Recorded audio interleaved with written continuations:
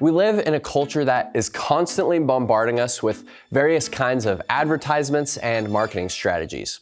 And if there's one thing that I've noticed, it's that these advertisements and commercials often try to tap into a very susceptible part of our human nature, our jealousy.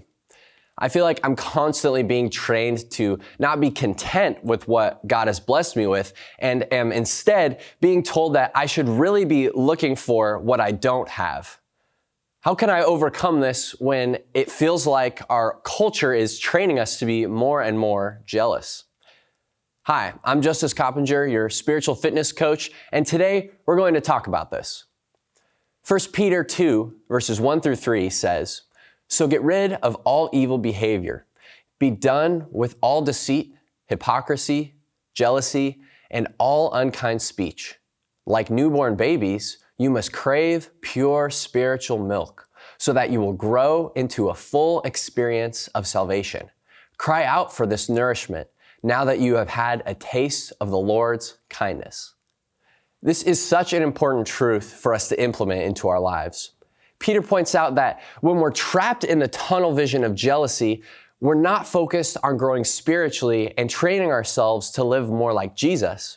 Instead, we're running after things that don't fulfill our true cravings. What we need to do in order to grow spiritually is to crave spiritual milk.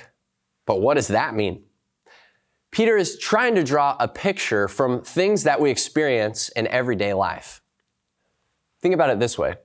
Babies grow at an incredibly fast rate. They're able to do this because the milk that they have provides them with the nutrients that they need.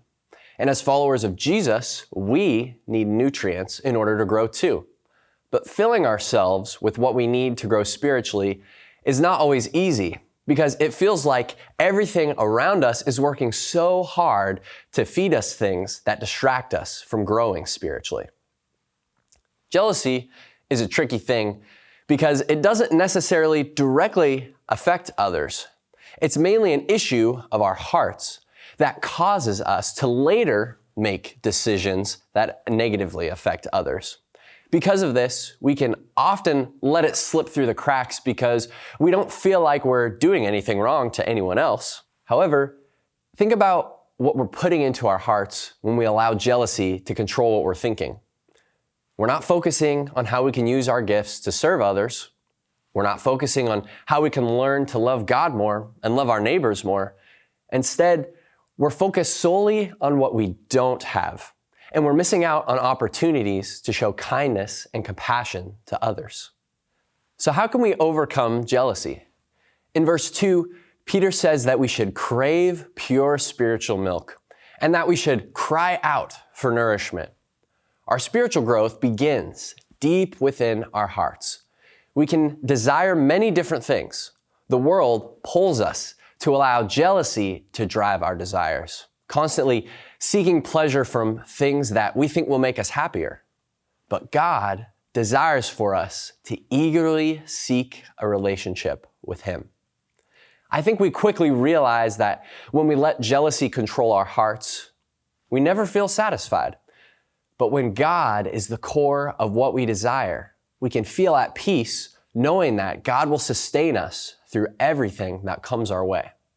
So today, I challenge you to examine your heart. As you go throughout each moment, ask yourself, what am I letting control what I desire? In the moments where you feel jealousy start to enter your mind, turn your focus and attention to our loving Father. Ask Him to enter your heart, to guide you, and to help you grow in His ways and love. And now go and win today.